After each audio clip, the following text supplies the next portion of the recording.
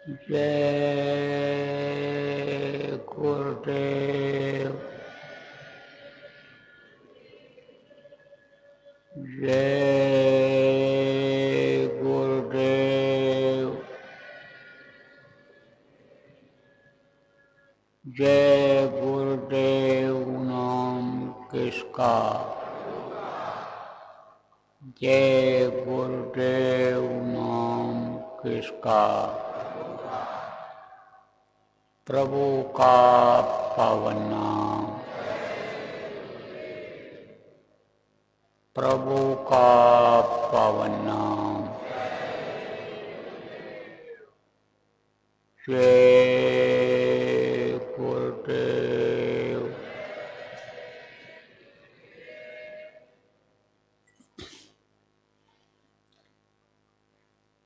सर्वसमर्थ सर्वत्र अस्मरणीय परम पूज्य गुरु जी महाराज, उपस्थित सभी साधक, सत्संगी, धर्म प्रेमी बच्चे एवं बच्चियों, आज 15 मार्च 2025 प्रातःकाल के बेला आश्रम उज्जैन मध्य प्रदेश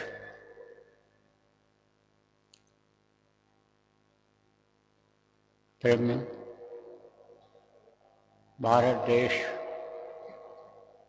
धर्मपरायण देश कहा जाता है। ऋषि मुनि, योगी योगेश्वर संतों का प्रादुर्भाव इसी भारत धरती पर हुआ। पहले तो एक ही मत था, एक ही धर्म था, एक ही भाषा थी, लेकिन अब बहुत सी भाषाएं हो गई, बहुत से धर्म हो गए, मत मतांतर जिनको कहते हैं वो हो गए। पहले केवल वेद था, पुराण बने, शास्त्र बने, और मंदिर तरह तरह के अब बन गए। किसने बनाया मंदिर को? आदमी ने बनाया। उनमें रखी हुई मूर्तियों को किसने बनाया? आदमी ने बनाया। स्थापित किसने किया? आदमी ने किया। मान्यता किसने दिया? आदमी ने दिया। अब उस मंदिर की मूर्ति की मान्यता जब हो गई, जिसको प्राण प्रतिष्ठा कहते हैं, तो उनको लोग भगवान मानने लगे और उनके दर्शन के लिए जाने लगे, लेकिन भगवान नहीं मिले। कारण क्या है? कारण यह है कि आदमी का बनाया हुआ मंदिर है, आदमी ने मान्यता दिया है, आदमी ने बनाई है मूर्ति, तो भगवान उसमें कैसे दिखेंगे, कैसे मिलेंगे? जो मूर्ति बोल नहीं सकती, जो मूर्ति चल फिर नहीं सकती, कुछ पूछो बता नहीं सकती है, वो आपको क्या सिखाएगी, क्या बताएगी आपको, क्या मिलेगा उससे आपको? लेकिन कहोगे मूर्ति पूजा करने वाले कि बाबा खंडन करते हैं, हमको मिलता है। क्या मिलता है आपको?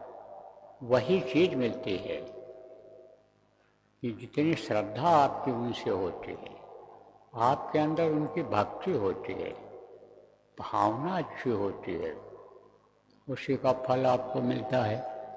लेकिन को हम भगवान का दर्शन कर लें, दर्शन आपको नहीं मिलता है। लेकिन ये जो मनुष्य शरीर है, ये भगवान का बनाया हुआ मंदिर है, इसको आदमी नहीं बना सकता है। कभी भी नहीं बना सकता। और अगर बना भी दे किसी तरह से तो इसको चला नहीं सकता है, बुलवा नहीं सकता है, इसके अंदर जान नहीं पैदा कर सकता है। यह तो प्रकृति के द्वारा ही तैयार होता है, उन्हीं के मसाले से होता है, माँ के पेट में तैयार होता है, तो इसमें भगवान मिलता है, क्योंकि भगवान का बनाया हुआ मंदिर है, इसी में भगवान निवास करता है। अब वो कहाँ रहता है आप उसको देख नहीं पाते हो, इन बाहरी आंखों से देख नहीं पाते हो, उनकी बोली नहीं सुन पाते हो, इसलिए जल्दी आपको विश्वास नहीं होता है। लेकिन कोई अगर भेदी मिल जाए जो उस भेद को बता दे, जानकार मिल जाए, तो अभी आप इसमें भगवान का दर्शन कर सकते हो। इसमें देवी देवता जिनकी पूजा करने के लिए मंदिरों में जाते हो वो आपको दिखाई पड़ सकते हैं, उनकी आवाज़ आप सुन सकते हो, उनसे दो बात कर सकते हो। लेकिन यह कब संभव होगा कि जब कोई भेदी मिलेगा, जानकार मिलेगा, उन्हीं को गुरु कहते हैं। किसी भी तरह की जानकारी जो कराते हैं किसी को, उनको वो गुरु मान लेता है। तो वो गुरु जो होते हैं, जानकार होते हैं, भेदी गुरु होते हैं, जब वो मिलते हैं और वो बताते हैं युक्ति उपाय, तब इसी में दर्शन होता है। सच पूछो प्रेमियों, यह मनुष्य शरीर जो हमको आपको मिला है, यह खाने पीने मौज मस्ती के लिए नहीं मिला है, ये भगवान के प्राप्ति के लिए ही मिला है, भगवान के दर्शन के लिए ही मिला है। प्रभु के पास आने समझो इस अपनी प्रभु की अंश जीवात्मा को पहुंचाने के लिए मिला है। जन्म मरण की पीड़ा बड़ी भयंकर होती है, जन्मते वक्त भी तकलीफ होती है, और देखो मरते वक्त भी छटपटाहट होती है, हड्डी हड्डी चटकती है, जब सिमटाव होता है, खून पानी हो जाता है। तो यह जो समझो तकलीफ है, इससे बचने के लिए एक बार मौका दिया गया है। आप ये समझ लो प्रेमियों कि ये जो दुख झेल रहे हो, सुख झेल रहे हो, ये जो हंस रहे हो, रो रहे हो, जन्म रहे हो, मर रहे हो, ये जगह कौन सी जगह है? भवसागर है, इसी को भवसागर कहते हैं। इसी में डूबो, इसी में उतराओ, इसी में मरो, फिर इसी में जन्म ले लो, फिर ऊपर आ जाओ, फिर नीचे डूब जाओ, मर जाओ। तो अब आपके समझो कि जब से परमात्मा की अंश जो जीवात्मा है शरीर को चलाती है, बुलवाती है, सुनाती है, कहलवाती है, ये जो जीवात्मा बैठी हुई है या प्रभु की अंश है। अब प्रभु कहाँ है? बहुत दूर है यहाँ से, उनको इन आँखों से देख नहीं सकते हो। दुनिया का तेज से तेज चलने वाला हवाई जहाज हो, रॉकेट हो, जो भी हो, वहाँ पहुँच नहीं सकता है, इतनी दूरी है। अब वहाँ से यहाँ आ गए, आपको बताया सत्संग, या मांग करके ले आए थे, और अब ये जब से जीवात्माएँ आई यहाँ फंस गई, वहाँ तक पहुँच नहीं पाई। अब इसी में दुख झेल रही हैं, इसी में परेशानी झेल रही हैं। तो प्रेमियों, बहुत सालों तक, काफ़ी दिनों तक, सालों तक, यानी कई जन्मों में आप ये समझो कि रहना पड़ा। जल के जीव बनकर के बहुत से लोग रहे, पक्षी बनकर उड़ते रहे, जमीन पर चलते रहे, जमीन के नीचे कीड़े मकोड़े बन कर के रहते रहे, तरह तरह के कीड़े देखो, तरह तरह के पक्षी देखो, तरह तरह के समझो कि जल के जीव देखो होते, तो उनमें रहे। और उसके बाद में जब उस प्रभु की दया हो गई तो एक बार मौका दिया। नरक हैं, बहुत बड़े बड़े नरक हैं, उन नरकों में भी गोते खाने पड़े, उनमें भी तकलीफ झेलनी पड़ी। 84 इसी को कहा जाता है, पैर बना करके खड़ा कर दिए गए, खटमल चीलर जूं हो गए। आप समझो ये सब क्या है? ये 84 लाख योनियाँ है, योनि किसको कहते हैं? जैसे ये मनुष्य योनि है, शरीर है, ऐसे उनका भी शरीर होता है, इसी तरह उनका भी मुंह होता है, इसी तरह से सारे सिस्टम होते हैं। खाओ, बच्चा पैदा करो, मल त्याग करो, ये सब उनमें भी होता है। तो ये सब क्या है? ये सब योनियाँ हैं। तो 184 पटक कर वो पग में अटको आए और अब की पासा न पड़ा, फिर 84 जाए। आपकी बार अगर नहीं पासा पड़ा, आपकी बार दांव अगर नहीं लगा, तो 84 में जाना पड़ेगा। इसी में चक्कर काटते रह जा पड़ेगा, अपने वतन, अपने घर, अपने मालिक के पास, सुख के सागर में, आनंद की जगह पर आप पहुंच नहीं पाओगे। तो एक बार मौका मिल गया आपको, मनुष्य शरीर मिल गया और गुरु मिल गए, समर्थ गुरु मिल गए, रास्ता बताने वाले मिल गए और आपको नाम मिल गया। कौन सा नाम? आप समझो कि जो इस जीवात्मा को, जो इस शरीर के अंदर में बैठी हुई है, यानी आप समझो कि करोड़ों योजन ऊपर में जहाँ वो प्रभु बैठे हुए हैं, वहाँ जोड़ने का काम कर रहा है यह नाम। देखो प्रेमी, आपको बताया गया मनुष्य शरीर कैसे बना, किस तरह से बनता है, माँ के पेट में किन शक्तियों से बनता है। और इसमें जो है वो बताया, ये भी बताया गया कि सब चक्र हैं, खट चक्र, ये शरीर को चलाते हैं। और समझो 72,000 नाड़ियाँ हैं, इसमें नसें हैं, हड्डी है, मांस है, ये सब इस शरीर में है। अब आपके समझो कि एक छठा चक्र है। वो छठा चक्र कहाँ? सबसे ऊपर, सबसे नीचे कौन है? गुदा चक्र है। फिर उसके बाद नाभि चक्र है, उसके बाद इंद्रिय चक्र है, फिर नाभि चक्र है, हृदय चक्र है, कंठ चक्र है। और समझो आपको यहाँ पर पिंडी 10वां द्वार जिसको कहा गया, तीसरा तिल जिसको कहा गया, वो है जिसको छठा चक्र कहा गया। तो आप ये समझो कि जीवात्मा वहीं बैठी हुई है और इसका संबंध कहाँ से है? उस प्रभु से है। कैसे जुड़ी हुई है? बहुत पतले तार के द्वारा। कौन सा तार? लोहा, तांबा, सोना, चांदी, पीतल, इसका तार, या ये प्लास्टिक और ये कॉटन जिसको कहते हो, रुई, कपास से जो धागा बनता है, उससे? इन सब चीज़ों से नहीं। इन आँखों से देखने वाली चीज़ों का तार नहीं है, वो शब्द का डोर है, शब्द का तार है। उससे ये आत्मा प्रभु से जुड़ी हुई है। सब के अंदर जीवात्मा, जितने भी लोग बैठे हो, सबके अंदर जीवात्मा है और सब लोग वहाँ से जुड़े हुए हो। अब ये जरूर है कि आप उस तार को देख नहीं पाते हो, क्योंकि वो इन आँखों से देखा नहीं जा सकता है। और एक आँख जो जीवात्मा में है वो बंद पड़ी है, कर्म का उस पर बोझा लगा हुआ है, कर्म आ गए हैं। लेकिन कर्मों को भेद करके भी वो जो तार की पावर है, वो समझो कि कहाँ से जुड़ी हुई है? आत्मा से जुड़ी हुई है।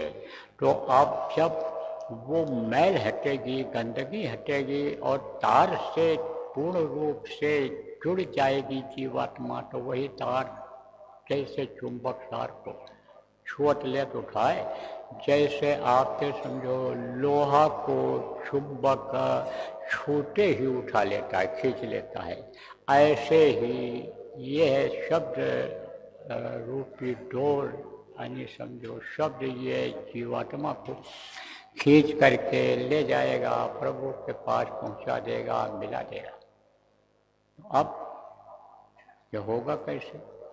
ये होगा यही जो नाम बताया गया है, नाम की कमाई कहलाती है। ये जो आपको सुमिरन बताया गया, ध्यान बताया गया, भजन बताया गया, इससे होगा ये, इससे ये जीवात्मा जाएगी, इससे ये यानी समझो सुप्तावस्था से जागृत अवस्था। सुप्तावस्था किसको कहते हैं? जैसे सोते भी रहते हैं, जागते भी रहते हैं। ऐसे ऐसे बैठे रहेंगे, ऐसे सिर हिला नीचे गिर जाएंगे और फिर जैसे कुछ खुट हुआ या जैसे कोई कुछ बोला तो फट से चैतन्यता आ जाती है। इसको कहते हैं सुप्तावस्था। तो सुप्तावस्था और जागृत अवस्था, ये दो अवस्था होती है। तो प्रेमियों, आप ये समझो कि जीवात्मा अभी सुप्तावस्था में है, इसको जगाने की जरूरत है जीवात्मा को। देखो ये सुस्ती कब दूर होती है कि जैसे अभी कुछ लोग इसमें बैठे थे तो ध्यान में बैठे रहे होगे, तो ध्यान में बैठे बैठे ही नींद ले लिए होगे, कुछ भजन में बैठे बैठे नींद ले लिए होगे। लेकिन अब जब ये आवाज़ लगी है तो अब सब इस आवाज़ को सुनने के लिए चैतन्य हो गए, चैतन्यता आ गई। ऐसे ही जब महापुरुष इस धरती पर आते हैं, जब संत इस धरती पर आते हैं और आवाज़ लगाते हैं तो जीवात्मा में कुन्नाहट आ जाती है, जीवात्मा उनकी बातों को सुनने लगती है और जीवात्मा फिर अनिष्ट समझने लगती है। और जब वो ये समझा देते हैं कि तुम यहाँ की नहीं हो, तुम अपने देश की हो, प्रभु के पास की हो, और यहाँ आकर के तुम फंस गई हो, चलो मैं तुमको लेने के लिए आया हूँ, तुमको वहाँ पहुँचाने के लिए आया हूँ, तब इसकी इच्छा जग जाती है। लेकिन बाधाएं भी बहुत आती हैं। तो जैसे कोई किसी को जगाया गया और जैसे अन्य समझो कि शांति वातावरण हुआ, जैसे फिर वो सोने लग गए। ऐसे ही बाधाएं आ जाती हैं। तो वो बाधा कौन आती है कि जैसे मन में ये आ गया, ये पता नहीं कुछ दिखाई पड़े ना दिखाई पड़े, सुनाई पड़े ना सुनाई पड़े, बैठते हैं 1 घंटा आधा घंटा तो भी कुछ नहीं, इतना दिन हो गया।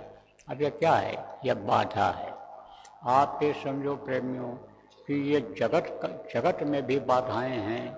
जैसे कर्मों के लेन देन के लिए एक दूसरे के कर्म कर्जा को अदा करने के लिए परिवार से जोड़ दिया गया है। अब कोई उसी में कर्जा अदा करने लग जाए, दुश्मनी अदा करने लग जाए अपनी, अब वही बाधा डाल दे, तो यहाँ भी बाधा। इसके अलावा भी ऊपरी लोकों में भी बाधाएं आती हैं, बाधा बहुत आती है। तो मुख्य चीज होता है कि विश्वास। मुख्य इसीलिए कहते हैं गुरु करे जानकर और पानी पिए छान कर। पानी अगर मान लो यानी गंदा हो तो उसको आप छान दोगे तो मिट्टी नीचे उसमें बैठ जाएगी छननी में, और पानी नीचे गिर जाएगा, मिट्टी ऊपर बैठ जाएगी। उसमें गर्द होगा, धूल होगी, कोई चीज़ होगी तो ऊपर रह जाएगी, पानी नीचे आ जाएगा। तो कहते हैं कि वो पानी फिर शुद्ध हो जाता है। तो पानी पिए छान कर और गुरु करे जान कर। आप फिर समझो एक हंडिया लेते हो, हंडिया किसको कहते हैं? ये घड़ा, उसको ठोकते हो, बजाते हो, क्योंकि बजाने से पता चल जाता है यह टूटा तो नहीं है, इसमें कहीं सुराख तो नहीं है। तो उसको उलट पलट करके देखते हो, बजाते हो। अब आप ये समझो कि गुरु जब करते हो तो गुरु को भी समझने की कोशिश करना चाहिए, गुरु को भी पहचानने की कोशिश करनी चाहिए। गुरु की पहचान धार्मिक ग्रंथों में सब जगह लिखा हुआ है कि गुरु जो सच्चे गुरु होते हैं ऐसे होते हैं, कनफुका ऐसे होते हैं, कंठे वाले ऐसे होते हैं, ये ऐसे सारी चीज़ें उसमें लिखी हुई हैं। यह धार्मिक किताबें जो हैं ये खाली पढ़ने की नहीं हैं, समझने की हैं। आप ये समझो उसमें सारे लक्षण लिखे हुए हैं, तो उसको देखना चाहिए या जानकारों से पूछना चाहिए। तो जब गुरु को सोच करके समझ करके बना लिया जाए तो उनकी बातों पर विश्वास किया जाए। हम आप विश्वास नहीं करते, हमारा आपका विश्वास डगमगा जाता है। खान पान गलत हो गया, कहीं चाल चलन गलत हो गया, कहीं साथ गलत हो गया, बस गुरु पर से ही विश्वास हट जाता है और ये मन गुरु से ही यानी दोष पैदा कर देता है और गुरु में ही ये कमी देखने लग जाता है। बस गुरु से दूर हो जाते हैं, परमात्मा से दूर हो जाते हैं। तो गुरु माथे से उतरे शब्द बिलु न हो, ताको काल घसीटी है, बचा सके नहीं कोई। फिर आप तो समझो कि काल उसको रगड़ता है, फिर नहीं छोड़ता है, फिर उसका मन ही वैसा हो जाता है, उसका पापी मन हो जाता है, उसका मन कामी हो जाता है, क्रोधी हो जाता है, लोभी हो जाता है, लालची हो जाता है, उसका मन जिद्दी हो जाता है। जो दिमाग में आ गया वो निकल नहीं सकता। जो चीज सोच लिया उसने कि यही होना चाहिए, ऐसा ही होना चाहिए, यही करना है, मन वही कराता है, मन वही कराता है। मानता है गुरु को, वही कहता है तो कि यहाँ यह है वो है, सुनता है उनकी और फिर उसके बाद में विश्वास नहीं करता, विश्वास नहीं होता है, तो यह मन उस तरह का हो जाता है। तो प्रेमियों, आप इस बात को समझो कि गुरु की बातों पर विश्वास करना चाहिए और गुरु जिनको बनाया जाए, गुरु जिनको माना जाए, उनकी बात पर विश्वास करना चाहिए, क्योंकि वो जानकार होते हैं। भूत वर्तमान भविष्य के बारे में भी जानकारी होती है और जिन जीवों को अपनाते हैं, जिन जीवों को अपना बना लेते हैं, जिनके अंदर प्रेम की जगह बना देते हैं, अपने अंदर उनके अपने प्रेम से जोड़ लेते हैं, उनके बारे में जानते हैं। अब कुछ चीज़ें ऐसी होती हैं कि को ऐसा न करो, यह ठीक नहीं है, तो वो तो यही सोचता है कि हमारे सम्मान को नहीं बढ़ाना चाहते हैं, हमको आगे नहीं बढ़ाना चाहते हैं, हमको ऐसा नहीं लाभ दिलाना चाहते हैं, वो इन चीज़ों को सोच लेता है। लेकिन वही बाधाएं जब आगे चल करके आती हैं तब वो सोचता है ठीक कहा था। आपको सुनाया गया था वो कि कांटा न चुभ गया होता तो नाराज हो गया था गांव का वो सरपंच था, काट देता गला महात्मा जी का, तो कांटा चुभ गया, बेहोश हो गए। तब तक आप ये समझो उसी के मन में जो आगे बैठा हुआ था सिर काट देने के लिए, उसी के मन में दया पैदा हो गई। जब कराह निकली तो क्या कहा करते थे, कोई भी घटना घटे, कोई भी बात हो, सब मालिक पर छोड़ दिया करते थे, सब उन्हीं पर छोड़ दिया करते थे, गुरु पर छोड़ दिया करते थे। क्या ही विधि रखे गुरु वही विधि रहिए। जिस तरह से गुरु रखें, जिस तरह से प्रभु रखें, उसी तरह से रहना है। हमको तो उनके शरणागत हो करके रहना है। जब सब कुछ उनको सौंप दिया, हमारा कुछ नहीं रह गया, तो जाही विधि रखें गुरु वही विधि रहिए। छाड़िए न हिम्मत और बिसारिए न नाम को। हिम्मत मत छाड़ो, हिम्मत हार जाते हो और नाम को भूल जाते हो, नाम का जाप नहीं करते हो, सुमिरन नूर नहीं करते हो, तो गुरु पर से विश्वास हट जाता है। तो जो गुरु कहें करो तुम सोई, वही करना चाहिए। तो वो महात्मा जी कहा करते थे अच्छा हुआ अच्छा हुआ, वही बात सरपंच को खराब लग गई थी। उसने कहा था मार डालेंगे, लड़का नहीं हो रहा था, लड़का हुआ, बोले अच्छा हुआ।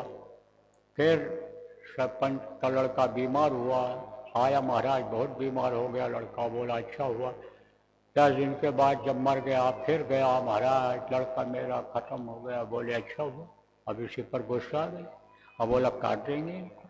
गया बैठ गया झाड़ में कि जब शौच के लिए जाने लगेंगे शाम को दिशा मैदान के लिए, लेटरिन के लिए, तब काट देंगे। वही झाड़ी में बैठ गए। झाड़ी से पहले झाड़ थी जहाँ छुपा बैठा था, उससे पहले कांटा चुभ गया पैर में महात्मा जी का, गिर गए, कराहने लगे।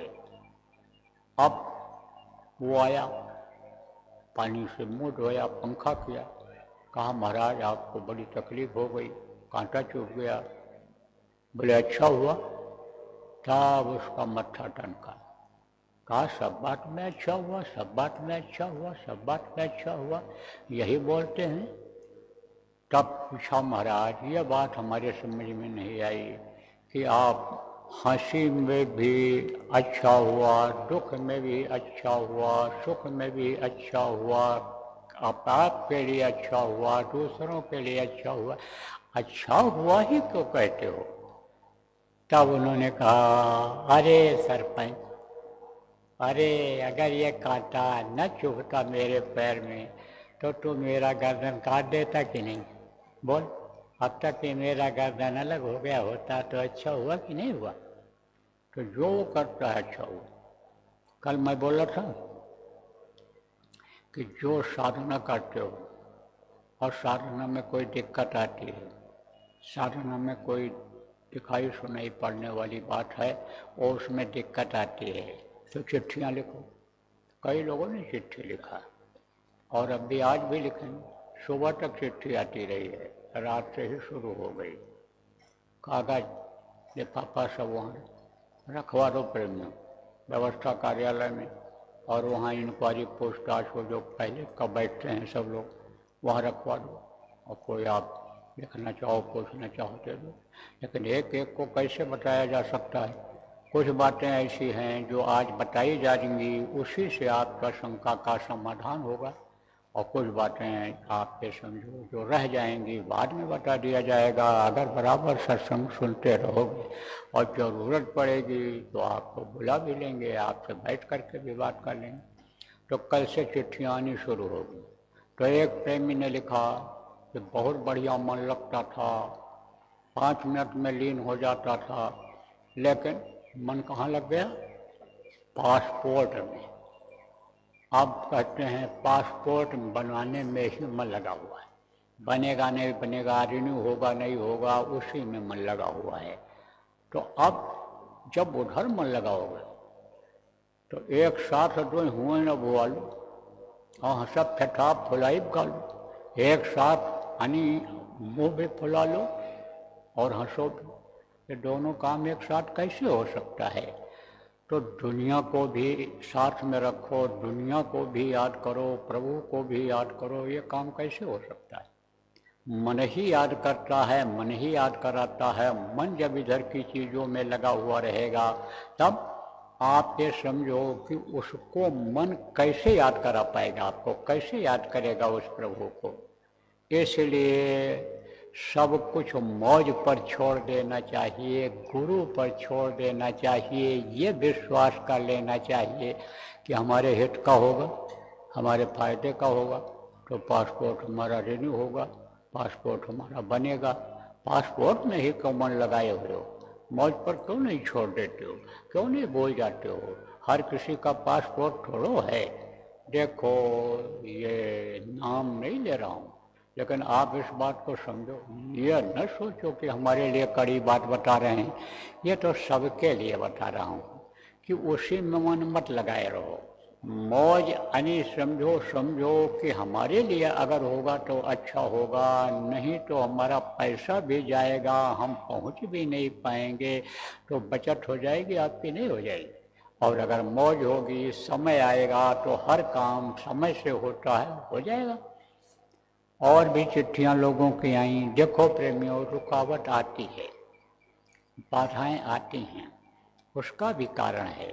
कारण यह है कि हम लोग अनवरत किसको कहते हैं? लगातार समय नहीं देते हैं। किस में नहीं समय देते हैं? भजन में, ध्यान में, सुमिरन में समय नहीं देते हैं। उसका कारण क्या है? कारण ये है कि आवश्यकताएं, ज़रूरतें ये ज़्यादा बढ़ा लेते हैं। दूसरी बात यह है कि परिवार की तरक्की, परिवार के बारे में, घर मकान के बारे में, बिजनेस व्यापार के बारे में ज़्यादा सोचते हैं। वहाँ भी इस चीज़ को भूल जाते हैं कि जो प्रारब्ध में होगा वो जरूर मिलेगा। और गुरु पर विश्वास जब हो जाता है कि ये समर्थ हैं, ये सब कुछ हमको देंगे, जो ज़रूरत नहीं भी है, ज़रूरत पड़ेगी उसको भी देंगे, जो प्रारब्ध में, भाग्य में नहीं है उसको भी देंगे, तब तो जीव निश्चिंत हो पाता है। और नहीं तो मन उधर ही लगा रहता है। तो बस उधर जब लग गया, मन का क्या है कि जिधर भी लग गया बस उधर ही लगा रहता है। एक चीज अगर सोचने लगा तो नींद नहीं आएगी, वही सोचता रहे। और उसमें कितना सोचे, अरे वही चीज तो सोचनी हमको, ऐसा करना है, लेकिन वही बार बार सोचता रहता है ये मन, उसी चीज को बार बार सोचता रहता है। तो मन की ये आदत है, मन का काम है चलते फिरते रहना। मन चलता रहता है, लेकिन मन चूंकि शरीर में है, शरीर के अंदर में है। अब इससे जब अलग होगा, शरीर से जब अलग होगा, तब तो इससे कुछ नहीं कर पाएगा।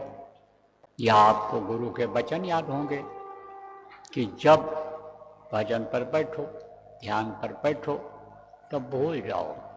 किसको भूल जाओ? अपने शरीर को भी भूल जाओ, सारी चीज़ों को भूल जाओ, दुनिया को भूल जाओ, परिवार और संपत्ति, सारी चीज़ों को भूल जाओ। केवल जो समय निकालो भजन ध्यान के लिए, सुमिरन के लिए, जिस काम के लिए, वही याद रखो, उसी में लगो। तो जब सब भूल जाओगे, उसी में जब लगोगे, तो मन ये कहाँ जाएगा? भागेगा। लेकिन शरीर जब कोई काम नहीं करेगा, मन के हिसाब से नहीं करेगा, न खाएगा, न जाएगा, न बोलेगा, न सुनेगा, शरीर एक जगह पर रहेगा, तो मन ये थक जाएगा। तब जिस काम के लिए आप बैठे हो, उस काम में यह मन लग जाएगा। और मन लग जाएगा तब समय जब दे दोगे उस समय पर, और बराबर जब बैठते रहोगे, तो तरक्की हो जाएगी। तरक्की क्यों नहीं होती है? तरक्की इसीलिए नहीं होती है कि समय नहीं देते हो, उतने में संतोष कर लेते हो, या अभाव आ जाता है कि हमको अब आगे तरक्की नहीं होगी। यह भी चिट्ठी आई कि पहले हमको मिलोनी आवाज़ सुनाई पड़ती थी, अब हम उससे आगे नहीं बढ़ पा रहे हैं। तो अभी आगे कैसे बढ़ोगे आप? अभ्यास करोगे तब बढ़ोगे, छांटना पड़ेगा उसको, छांटोगे तब आपको सुनाई पड़ेगा। उसमें भी तरह तरह की बाधाएं आ जाती हैं। जैसे यहाँ बाधा घर में आ जाती है, जैसे कोई बोल ही दिया, बर्तन ही गिर गया खट से, या कोई कुछ और भी बाधा डाल दिया। जब बैठे हो, रात को बैठो, सब सोते रहें, तो रात को तो उठ नहीं पाते हो। आराम से बैठो, सोकर उठेंगे तब माला जपेंगे, तब ध्यान करेंगे। तो जैसे यहाँ कोई खटपट बोल दिया और खटपट हुआ, तैसे यहाँ समझो बाधा ये पड़ गई। और ऊपर भी बाधाएं वो आ जाती हैं। ऊपर कैसी बाधा आती है यह भी आपको बता दें। देखो प्रेमियों, कुछ ऐसी शक्तियाँ होती हैं अदृश्य, कल बताया था आपको, जिनको देखा नहीं जा सकता है। वो दो तरह की शक्तियाँ होती हैं, एक अच्छी होती है, एक खराब होती है। तो वो समझो आपकी खराब शक्तियाँ तो बाधा डालती हैं, शुरू में तो वही बाधा डालती हैं, और आगे बढ़ जाओ तो वो जो अच्छी अदृश्य शक्तियाँ हैं, जिनको देवी देवता कहते हैं, वहाँ पे समझो वो भी बाधा डालती हैं। लेकिन शुरुआत में ही बाधा आ जाती है। ज़्यादातर लोगों को शुरुआत में बाधा आ जाती है कि जैसे ध्यान लगा था, तब तक मालूम पड़ा खटपट खटपट आगे से कोई जा रहा है, तब तक जैसे मालूम पड़ा कि कोई ऐसे हमारी तरफ आ रहा है। तो वो क्या है? वो जो है ये बाधाएं हैं। तो बाधाओं का भी उपाय आपको कल बताया था, उदाहरण देकर समझाया था, अपना अनुभव आपको बताया था। अब आप ये समझो कि और भी बाधाएं आती हैं। वो बाधाएं क्या आती हैं? वो जो रोकने वाली बाधाएं हैं कि ये आगे न बढ़ने पावें, ये जीवात्मा ऊपर न जाने पावे, तरह तरह का वेश बना करके आ जाती, तरह तरह का आदेश दे देती हैं। तो उस समय क्या करना चाहिए? जैसे कहा ना, सहजो कार्य जगत के, गुरु बिन पूरे ना। और गुरु को राखो मस्तक पर जो सदा रहें सहाय।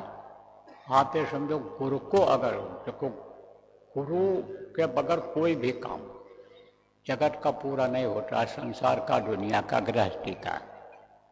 गुरु को बुलाना पड़ता है, गुरु से कराना पड़ता है। अब उनको भी लोग गुरु की तरह से ही मानते हैं, जो पुरोहित होते हैं।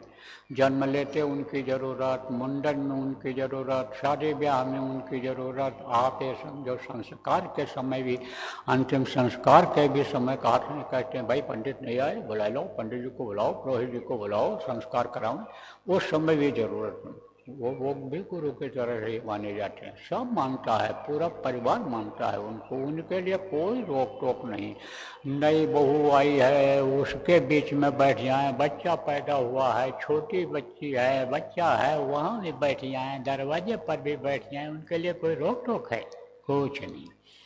तो यहाँ भी ज़रूरत है, आप ये समझो। और वहाँ भी ज़रूरत है, किसकी ज़रूरत है? गुरु की ज़रूरत है। तो गुरु बताया आपको, हान मांस के शरीर में तो रहते हैं यहाँ, उसी से उनकी पहचान होती है इन आँखों से। लेकिन अंतर में भी जो समर्थ गुरु होते हैं, जिस रूप में हम उनको गुरु बनाते हैं उसी रूप में मिलते हैं।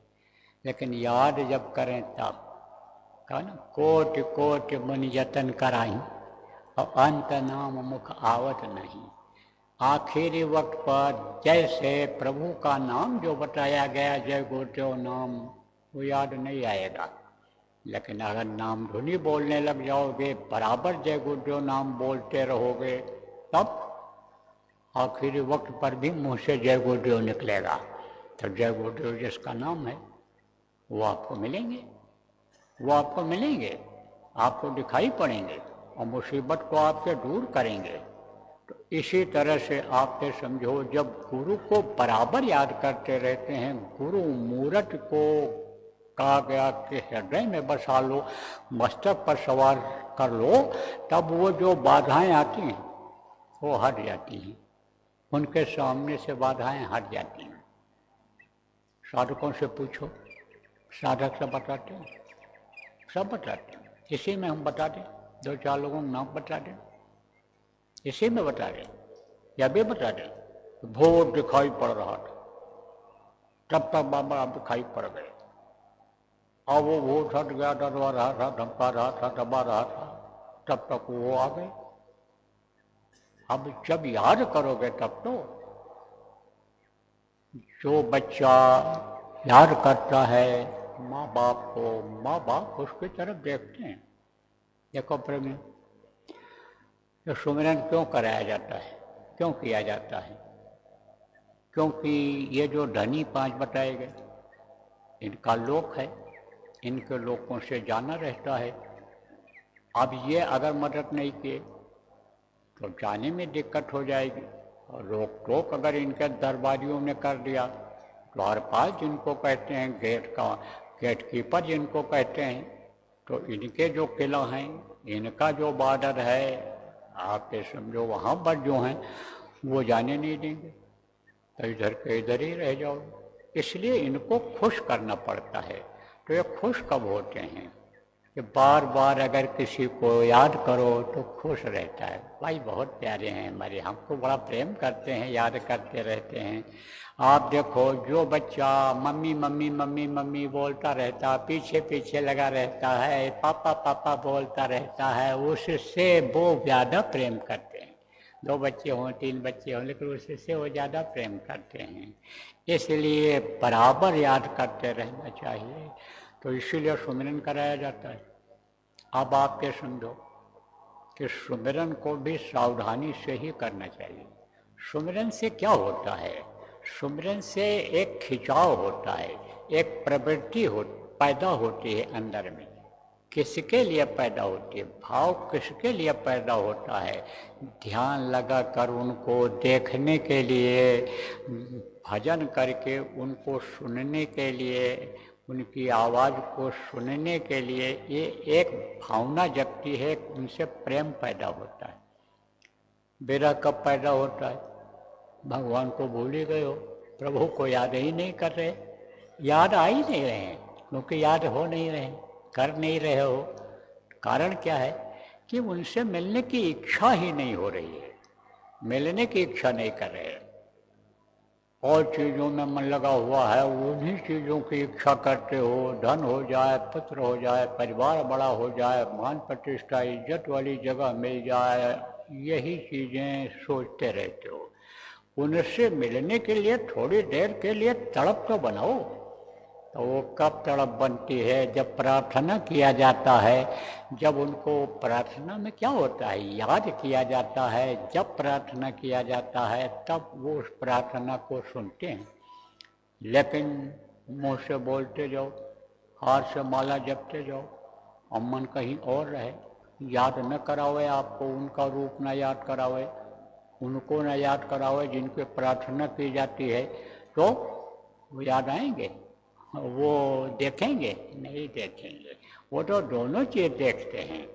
आप ये समझो कि जैसे सुमिरन में माला भी देखते हैं कि कर रहा है, और हमको देखना भी चाहता है, ये दोनों चीज़ देखते हैं। आप उनको इन बाहरी आँखों से नहीं देख सकते हो, लेकिन वो ऊपर से सब देखते हैं। नीचे बैठे हो, लेकिन आप अगल बगल के लोगों को नहीं देख सकते हो। अब मैं ऊंचाई पर बैठा हूँ, बहुत लोगों को देख रहा हूँ। इतने बैठे हैं यहाँ से वहाँ तक, पूरा देखो मैदान में सबको, यहाँ से वहाँ तक जहाँ तक बैठे हैं मैं सबको देख रहा हूँ। तो जो ऊपर रहता है, ऊंचे रहता है, वो नीचे वालों को सबको देखता है। तो वो उस वक्त पर जब भी प्रार्थना करो, तब जिसकी भी प्रार्थना करो, गुरु की करो, प्रभु की करो, जिसकी भी करो, उनको याद करो, उनको सामने ऐसे रखो। उनको जब याद करोगे तब वो देखेंगे, तब वो दया करेंगे। आप देखो, याद माने होता है दया। देखो, याद को उधर से पढ़ो, याद, दा या दया। जब याद करोगे तब दया होगी। तो याद करना जरूरी है ना। कबीर धारा आगम की और सदगुरु रहे लिखा है, उलटता है सुमिरन करे और स्वामी संग मिला। उलटता है का ना, उल्टा नाम जपत जग जाना। उल्टा का मतलब ये नहीं होता है कि सिर नीचे पैर ऊपर करके बहुत से लोग शीर्षासन करने लग गए। तो शीर्षासन करेंगे तो भगवान मिलेंगे, तभी भगवान मिलेंगे, ना समझ पाने की वजह से। उल्टा का मतलब इधर से ध्यान हटाओ और उधर की तरफ लगाओ। तो अब आप ये समझो प्रेमियों कि प्रार्थना जब हो तब ये समझो सत्संग क्यों सुनाया जाता है। सत्संग इसीलिए सुनाया जाता है कि ये जिनकी प्रार्थना की जाती है वो हमसे दूर है। शरीर में भी रहें गुरु, लेकिन गुरु का स्थान ऊपर होता है। हर मंडलों में गुरु मिलते हैं, हर जगह गुरु मिलते हैं जो समर्थ होते हैं, हर जगह मौजूद मिलते हैं। जहाँ भी याद करो उनको मिलते हैं, जहाँ भी चाहते हैं अपना दरबार लगा देते हैं। उनकी ज़रूरत सबको है, सबको उनकी ज़रूरत। सब लोग प्रार्थना करते रहते हैं, अपनी मौज से कहीं भी अड्डा जमा देते हैं, किसी मंदिर में जमा दिया। यह मंदिर, अरे 1 से 1 मंदिर ऊपर है, वहाँ जमा दिया। कहीं जंगल में बैठ गए, कहीं जंगल में दिखाई पड़ गए, तो कहीं नदी के किनारे टहलते दिखाई पड़ गए, तो कहीं सब जगह मौजूद मिलते हैं। तो जब उनको आप याद करोगे गुरु को, तो वो आपको देखेंगे। तो उस वक्त पर उनके और आपके बीच में कोई होना नहीं चाहिए। अब उनके और आपके बीच का मतलब क्या होता है? आप और किसी चीज़ को मत देखो, किसी के बारे में मत सोचो, उन्हीं के बारे में सोचो और उन्हीं को देखो। इनकी प्रार्थना कर रहे हो तो प्रार्थना कबूल हो जाएगी, और प्रार्थना कबूल हो जाएगी तब भाव बन जाएगा, आपके अंदर प्रेम पैदा हो जाएगा। और फिर आप सुमिरन करोगे। तो जब सुमिरन करो तो बताया गया 108 दाने का माला ले लो, 108 दाने का माला ले लो। जिस तरह सुमिरन करने के लिए बताया गया उसी तरह से बैठ जाओ, कपड़ा डाल लो, ऊपर से आँख मुँह बंद कर लो और फिर आप जाप करना। यानी जाप अलग होता है और सुमिरन अलग होता है। जाप में तो खाली नाम लेते रहते हैं, ऐसे दाना ऐसे फेरते चले जाते हैं, लेकिन इसमें जिनका नाम लिया जाता है उनके रूप को याद किया जाता है। इसमें देखो, ये जो चले गए उनको लोग देख नहीं पाए। कौन चले गए? दुनिया संसार में आए और काम करके चले गए, जिनको लोगों ने भगवान मान लिया, देवी देवता मान लिया। जिनको आप ये समझो कि उनका एक तरह का उदाहरण देकर किसी रूप में आप नहीं बता सकते हो कि वो इस तरह के थे, लेकिन ये जो आपको अन्य रूप बताए गए, इनको आप यहाँ देख सकते हो, इनको यहाँ देख सकते हो। हाँ, आप फिर समझो जो भी बताया गया उनको आप देख सकते हो, उसकी एक कल्पना आप यहाँ कर सकते हो। एक के बीच में और बता दें, एक चिट्ठी यह भी आई कि भाई पांचवा रूप का यानी कैसे ध्यान लगाए हैं, उसको तो हमने देखा नहीं, बात तो सच है, लेकिन वो जो प्रकाश है उनका, उसकी आपको कल्पना करनी है। जैसे कमरा है, कमरे में एक ट्यूबलाइट लगा दो, कम रोशनी रहेगी, 2 लगा दो ज़्यादा हो जाएगी, 3 लगा दो और ज़्यादा हो जाएगी, 4, 6, 8, 10 लगा दो, बहुत तेज रोशनी हो जाएगी। तो ट्यूबलाइटों को थोड़ा देखा जाता है, ट्यूबलाइट नहीं देखा जाता, रोशनी देखा जाता है। हर कोई रोशनी देखता है कि देखो इसमें कितनी रोशनी है, तो उसकी कल्पना करनी है। अब आपको नामदान जब देंगे तो और स्पष्ट कर देंगे आपको, अभी इस वक्त पर सत्संग में बताना ठीक नहीं है। तो ये भी एक शंका थी, वो भी आपको बता दिया। तो प्रेमियों, यानी जिनके नाम को लो उनके रूप को याद करो, मन वहीं रहना चाहिए, नहीं तो माला तो कर में फिरे, जीभ फिरे मुखमान, और मनुआ तो 34 फिरे, या तो सुमिरन नहीं, सुमिरन कबूल नहीं होता है। और सुमिरन जब ये नहीं कबूल करते हैं तब ये ध्यान और भजन में मदद नहीं करते हैं, इसलिए आगे तरक्की नहीं हो पाती है। तो सुमिरन भी जरूरी है, और एक बार में न बन पावे तो इसीलिए कहा गया 2 बार भी कर सकते हो। और सुमिरन अगर ठीक से नहीं हुआ, खंडित हो गया, तो फिर कर सकते हो। खंडित में क्या होता है, माला जप रहे हैं, बस नींद आ गई, अब छूट गया तो कौन सा माला कहाँ कर रहे थे, हाथ से ही छूट गया, होता है ऐसा। थक जाता आदमी, नींद नहीं पूरी होती है, या कमज़ोर शरीर रहता है, हो जाता, तो दोबारा फिर कर लो ना। अगर उस समय हो पावे, उठ जाओ, मुंह धो लो, सोचो हमारे पास यही समय है, मुंह धो लो, हाथ पैर धो लो, फिर बैठ करके कर लो। और अगर आपके पास देखो फिर समय मिल जाएगा, छोड़ दो काम, आप समझो आराम कर लो, उसके बाद फिर कर लेना। लेकिन यह भी देख लो कि गैप न होने पावे, समय न निकल जाए आपका। समय बहुत मिलता है, लेकिन टाइम टेबल नहीं बन पाता है उसका। इसलिए देखो, बच्चियों की चिट्ठी आई जो पढ़ाई भी करती हैं और साधना भी करती हैं, उसमें भी आप समझो समय निकाल लेती हो। अब कोई बच्ची ये कहे हम तो पढ़ रहे हैं, हमको कंपटीशन में आना है और हमको जो टॉप करना है, वो तो आप नहीं कर पाती हैं। और वे बच्चे और बच्चियाँ जो समय निकाल करके सुमिरन कर लेते हैं, ध्यान कर लेते हैं, भजन कर लेते हैं, वो बच्चे आईएएस कंपटीशन में मेरिट ले आते हैं। और ना अगर आपको विश्वास हो, नाम बता दूंगा, पोस्ट बता दूंगा, जगह बता दूंगा जहां पर पोस्टेड है इस समय, तो उसमें ज़्यादा कामयाबी मिल जाती है, लेकिन विश्वास होना चाहिए। तो समय तो बहुत मिलता है, विश्वास होना चाहिए, करने की ज़रूरत है। अविश्वास जब हो जाता है तब आप पे समझो आदमी नहीं करता है, तो विश्वास के साथ किया जाए। अब ध्यान में क्या दिक्कत आती है, ध्यान में क्या बाधा आती है, ध्यान में भी यही बाधा आ जाती है। क्या बाधा आ जाती है, यही मन नहीं लगता है। पूछो तो मन कहोगे मन नहीं लगता है। अब मन ये झीना मन होता है महीन पतला, और मन मोटा, 2 तरह का बताया गया। तो मोटा क्यों होता है, मोटा इसीलिए होता है जैसे खान पान गलत हो गया। खान पान आप तो कुछ लोग कहोगे मैं तो शाकाहारी हूँ, हमारे पिताजी भी शाकाहारी हैं, जन्मजात मैं शाकाहारी हूँ, लेकिन जो और चीज़ें कल बताई गई थी कि मिलावट लोग कर देते हैं, उस पर आपका मन चला जाता है। जबान में लग गई वो चीज़, चटपटी चीज़, मीठी चीज़, खट्टी चीज़ लग गई तो वो नहीं छूटता है आपका। देखो कहते हैं ना, मुसाफिर रहना तुम होशियार, ठगों ने आन बिछाया जाल, ऊपर भी ठगी हो जाती है। किसकी ठगी हो जाती है, आत्मा। यमराज के दूत तो ही ठग लेते हैं। कैसे ठगते हैं ये भी बता दें। जब इसको खाली कराने के लिए आते हैं तो उनको भी तो सजाई मिलती है। यमराज के दूत बना दिए गए, उनको भी सजा मिलती है। देखो, एक जज ऐसे होते हैं कि जो जान बचा लेते हैं, एक वकील ऐसे होते हैं जो जान बचा लेते हैं, और एक ऐसा होता है कि जो जल्लाद के घर में पैदा हो जाता है उसको फांसी देना ही देना रहता है, उसका धर्म वही बन जाता है, कर्म वही बन जाता है। तो वो छूटे, पश्चाताप करता है वो। जब समझो कि छटपटाता है कोई, जब तकलीफ होती है तो रहता तो है वो कपड़े के अंदर ही, लेकिन उसको कुछ अंदर से महसूस होता है, लगता है, तो वो चीज़ छूट जाए।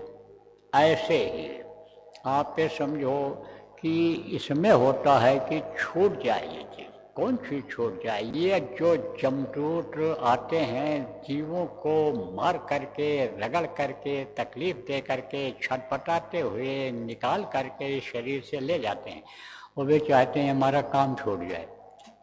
तो कर्मों की सजा बस उनको भी उस योनि में जाना पड़ता है। तो वो क्या चाहते हैं कि इसके जो अच्छे कर्म हैं उसको हम ले लें। जैसे आजकल नियत खराब होने वाले, तलाशी लेने वालों की जब हो जाती है तो जाते हैं तो कुछ जमा करते हैं, कुछ जेब में रख लेते हैं। ऐसे ही वो समझो वहाँ भी ठग खड़े रहते हैं, लुटेरे रहते हैं, और यहाँ भी ठगी हो जाती है। यहाँ भी अभी ये घोषणा कर दी जाए कि यह साधक है तो अभी उसके पीछे पड़ जाएंगे लोग, क्योंकि ये रिद्धि सिद्धि कामधेनु कल्प वृक्ष अरिमा गरिमा महिमा लगमा ये सब सिद्धियाँ हैं, ये सब उसका कदम चूमने लगती हैं। अब वो बता दिया जाए साधक है तो तमाम समस्याएं लेकर लोग पहुँच जाएंगे, और वो जो शक्ति है उस शक्ति से वो उसको ठीक करेगा, वही शक्ति फिर छीड़ हो जाएगी, तब फिर उसको भोगना पड़ेगा। इसलिए यहाँ भी बाधाएं हैं। जो भी संत हैं, जो भी आप ये समझो साधक अच्छे हैं, वो अपने को छिपा के रखते हैं। उनको अगर कह भी दिया जाए, आज देखो अच्छे अच्छे साधक हैं, एक साधक है कोई, बहुत साधक हैं, और कह दिया जाए कि आप ये समझो कि तुमको हम अपनी जगह देते हैं, तुम चलो सत्संग सुनाओ, नामदान दो, तैयार नहीं होगा। विश्वास है उसको, लेकिन इच्छा उसकी नहीं होगी। जब ये कहोगे कि नहीं हमारी इच्छा है या हम चाहते हैं, जब आदेश मिलेगा तब कहेगा आदेश अगर है आपका तो पालन करना है, लेकिन अब कुछ इच्छा नहीं रह गई। अब आप ये समझो देखने से ही पता चल जाता है कि इसके मन में क्या है।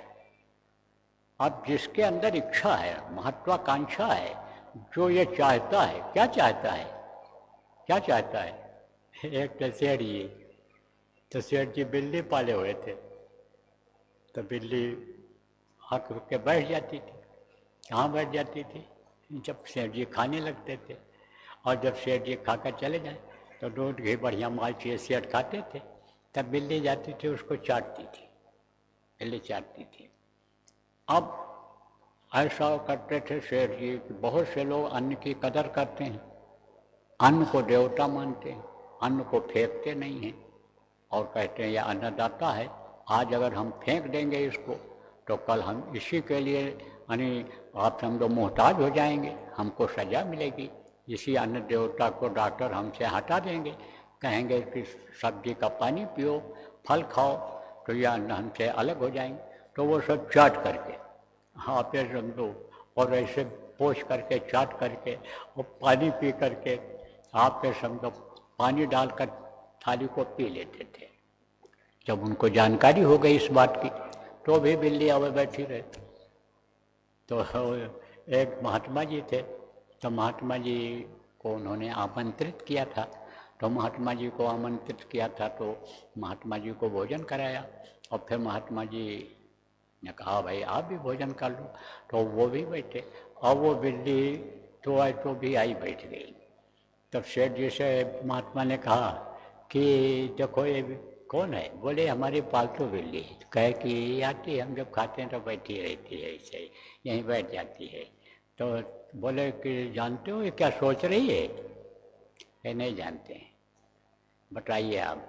तो कह रहे हैं कि ये अंधे हो जाए तो हम इनके तालिब खाने लग जाएं और देखेंगे, अगर देखेंगे आप ये समझो तो हमको हटा देंगे, और अगर ये अंधे हो जाएं तो हम उनके साथ ही खा लिया करेंगे, बचे चाहे न बचे। ये सोच रही है। तो अभी आप ये समझो कि कुछ ऐसी महत्वाकांक्षा जिनके अंदर रहती है, इच्छा रहती है, वो तो यही सोचें कब आँख बंद हो जाए और हमको मिल जाए और हम जगह पा जाएं, हम ऐसा कर। तो देखो ये तो बात की चीज़ है, ये तो समझो अभी तो कोई बात नहीं। अभी तो अटकल भी आपको नहीं लगाना है, क्योंकि अभी तो बाबा जय गुरुदेव जी महाराज का ही उत्तराधिकारी जिनको मानते हो वही काम कर रहा है। उत्तराधिकारी की तो अभी कोई बात ही नहीं है, वो तो समय पर आपको मालूम हो जाएगा। लेकिन बीच में एक बात आ गई तो उदाहरण आपको दे दिया, बता दिया, समझा दिया उदाहरण के रूप में। तो देखो प्रेमी, आप जो है वो बचो। किससे बचो? अगर साधना करना है, पर धन पर नारी से बचो। दूसरे के धन पर मोह मत करो और हमेशा अपने मेहनत की कमाई का खाना पसंद करो। कम से कम दूसरों से सेवा करवाओ, बल्कि सेवा भाव अपने अंदर रखो कि हम दूसरे की सेवा कर देंगे। हो सकेगा हम परमार्थ करेंगे, मदद ही करेंगे।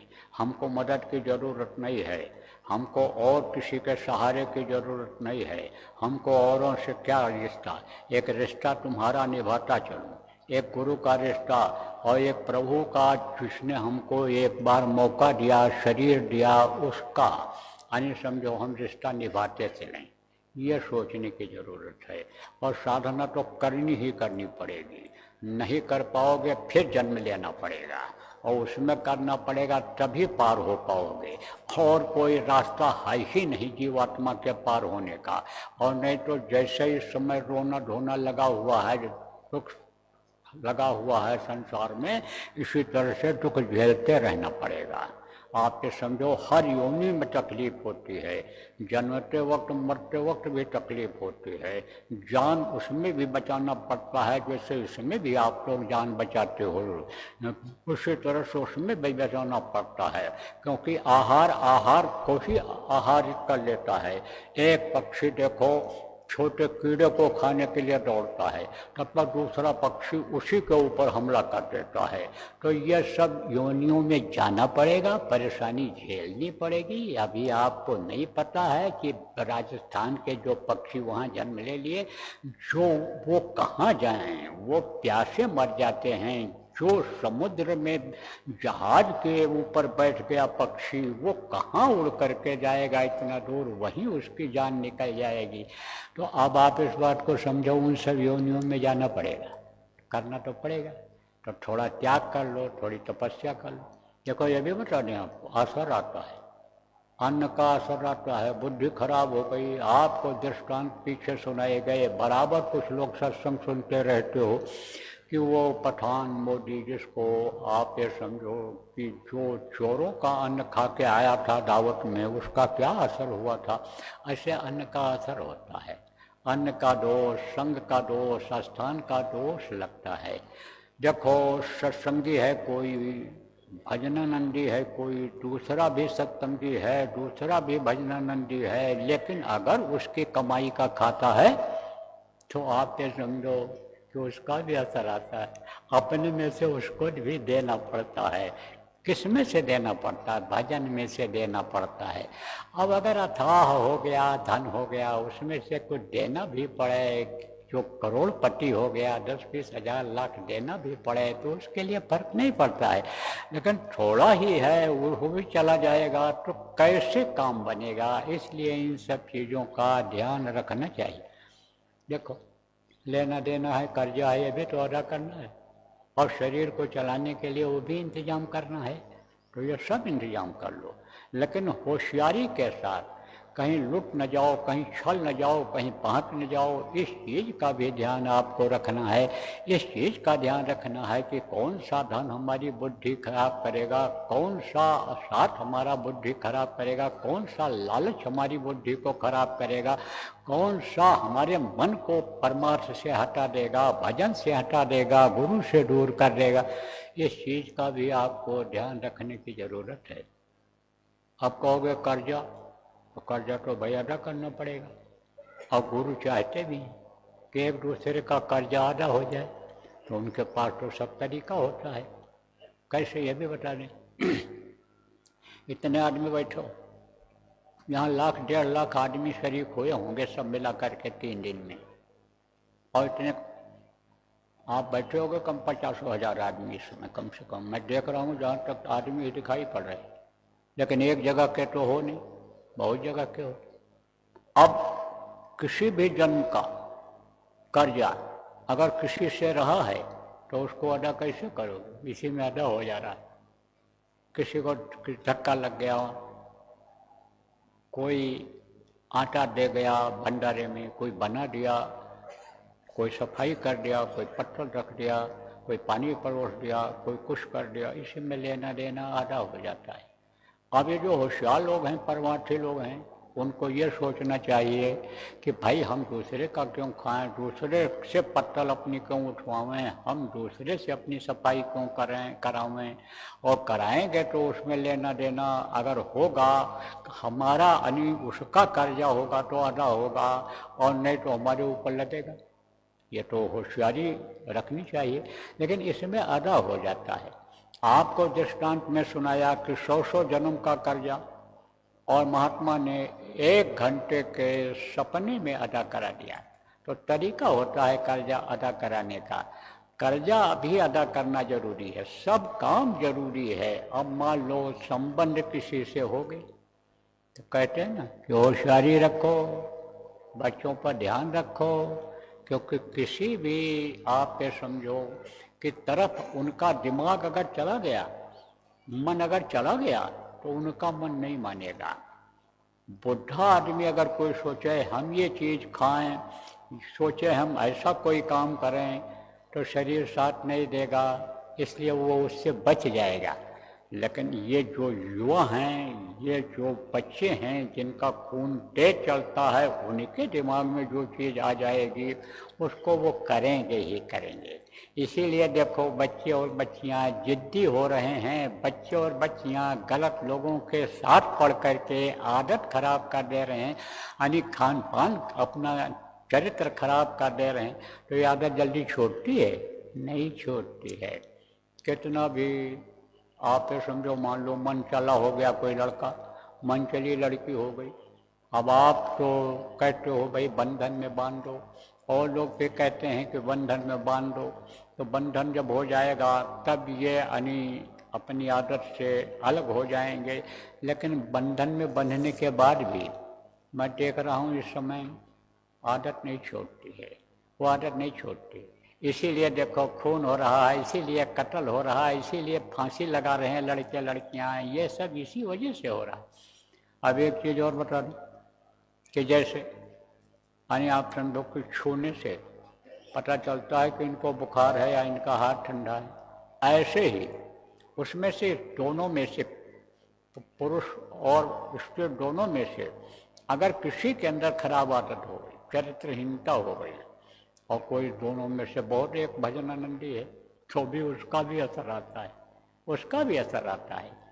अब यह है कि उस वक्त पर आपको जब साथ निभाना है, समाज की मर्यादा को आपको बनाए रखना है, और आप एक यानी वैदिक तरीके से शादी करके लाए हो, देवताओं को साक्षी बना करके, हाथ पकड़ करके तो निभाओ। लेकिन समझाते रहो, बताते रहो। रिएक्शन जिसको कहते हैं, प्रतिशोध जिसको कहते हैं, विरोध जिसको कहते हैं, थोड़े समय के लिए बंद कर दो और भजन में ज़्यादा समय दो। चाहे पुरुष हो चाहे स्त्री हो, बच्ची हो, आप इस बात को ज़्यादा समय दो। तो वो जो भजन का प्रताप है, ये जो आधार ऊपर से उतरेगी, आपके शरीर के अंदर रहेगी, वो बनाने से, खिलाने से, उनके एक दूसरे के स्पर्श से आप ये समझो मन बदल जाएगा, मन में बदलाव आ जाएगा। तो ये सब जो चीज़ें हैं ये सबके हित वाली चीज़ें हैं, सबके फायदे वाली चीज़ें हैं, ये मैंने आपको बताया है। अब रही बात ये कि जो और भी चिट्ठियाँ आई, अब मन नहीं लगता है, पहले लगता था, पहले दिखाई पड़ता, नहीं दिखाई पड़ता, ये सब यही सब कारण है।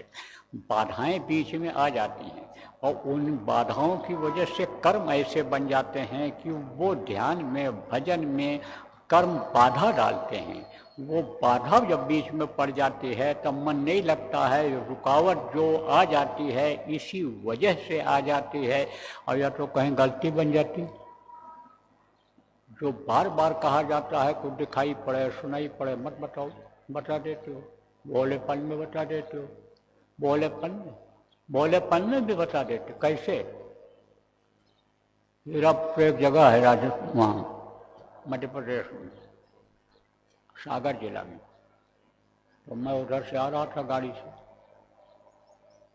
दो लोग थे, एक गाड़ी चलाने वाले थे, मैं था, तो एक मास्टर साहब थे, आप तो नहीं रहे होंगे, वो रोका उन्होंने इसे, गाड़ी झंडा जब देखा दूर से दौड़ के गए, रुको रुको रुके।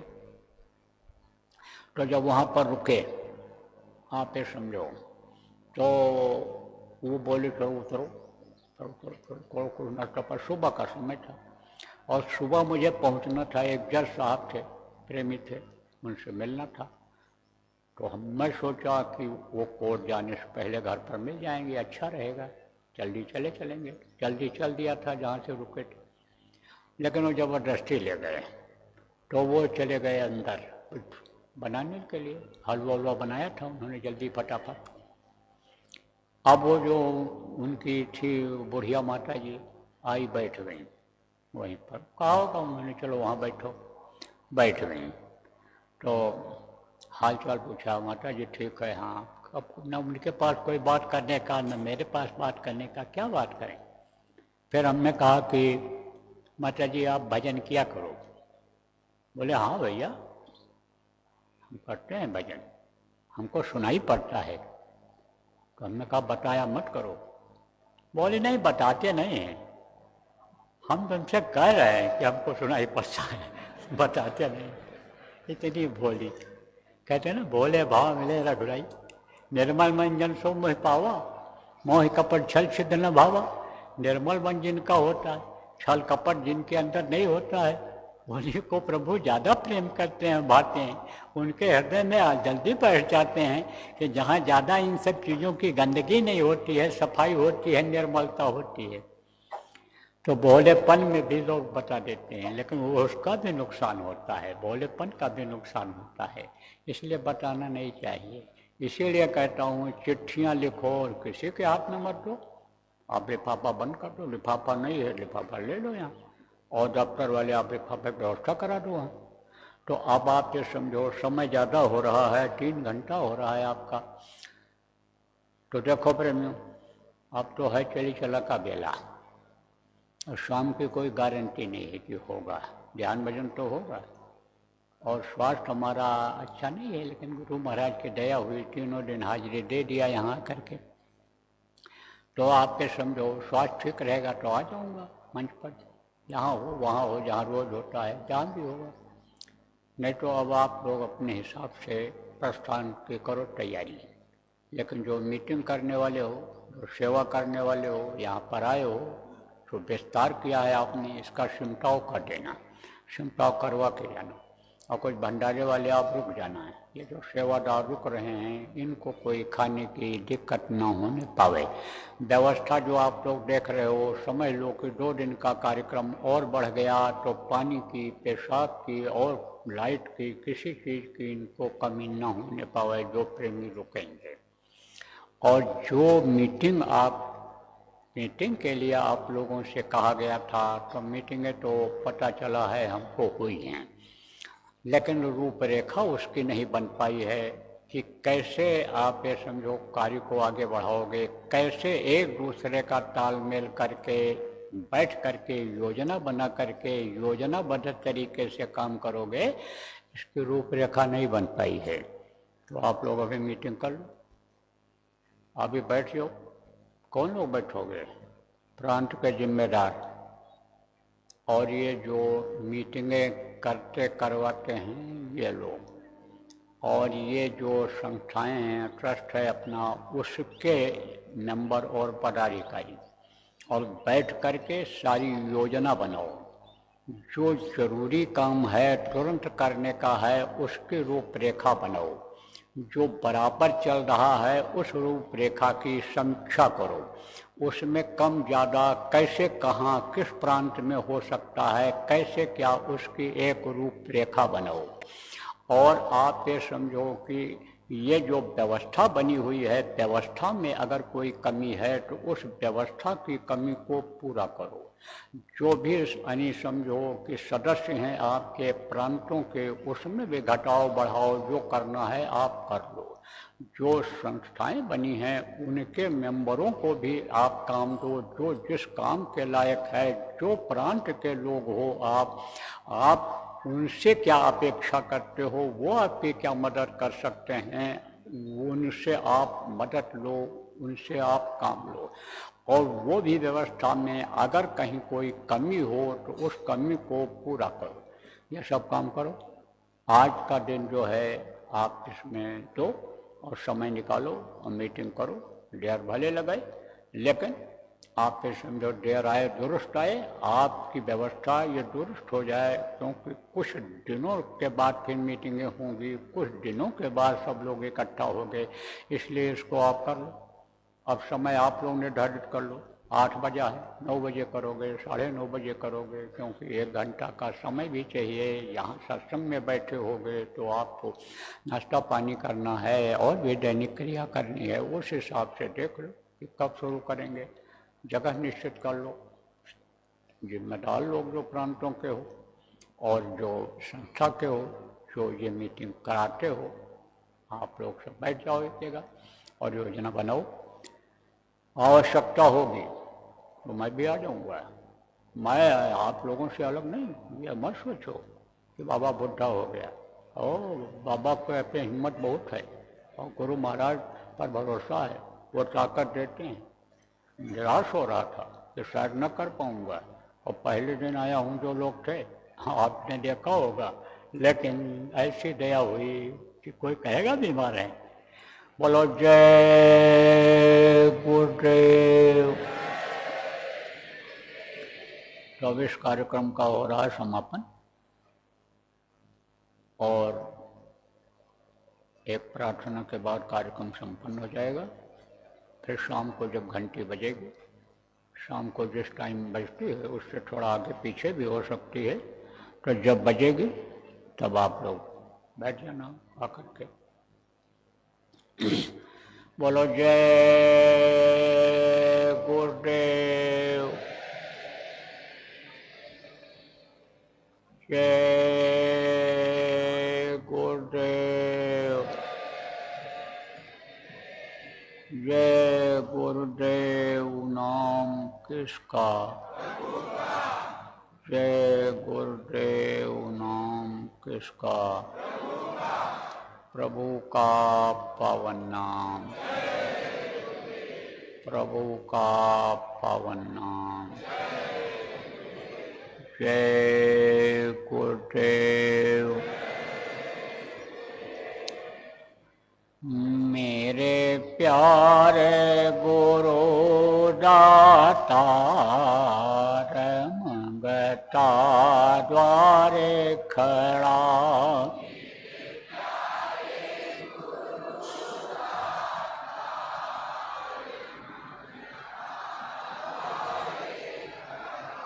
मैं रहा पुकार पुकार, हर कर देखो जरा।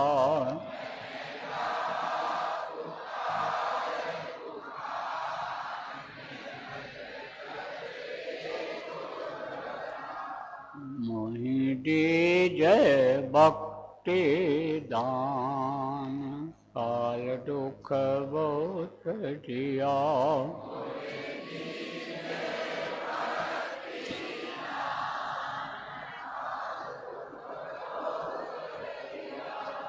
मेरी तड़प उठी अमान, तरस को तरस रहा।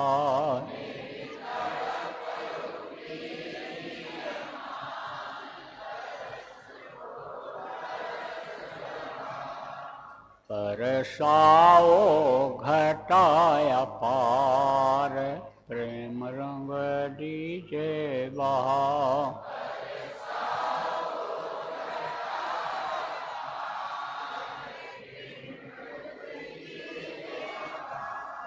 सुरति भी गए अमीरस धार, तन मन होए हरा।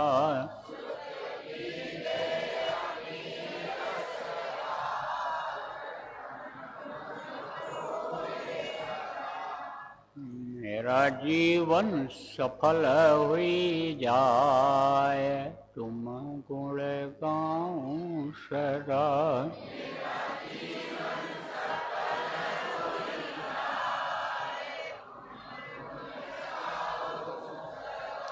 मैं नीच अधम नाकार, तुम्हारे द्वारे पड़ा।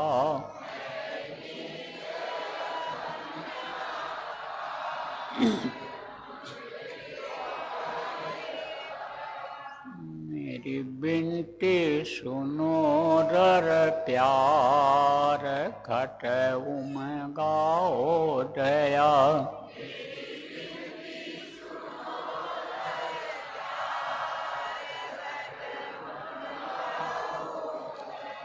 स्वामी जी पिता हमार, जल्दी पार किया।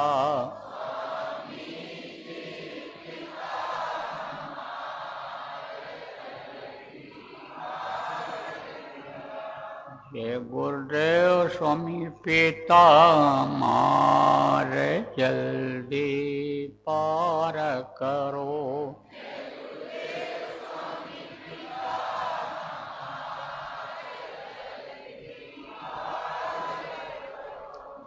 मेरे प्यारे गुरु दातार,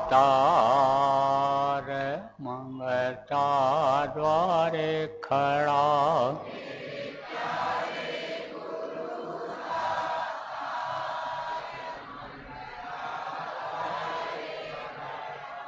मैं रहा पुकार पुकार, हर कर देखो जरा।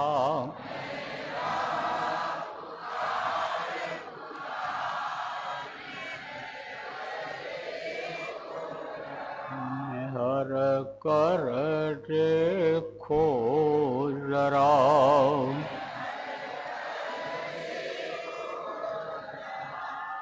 जय गुरुदेव। जय गुरुदेव। जय गुरुदेव। जय गुरुदेव। जय जय गुरुदेव।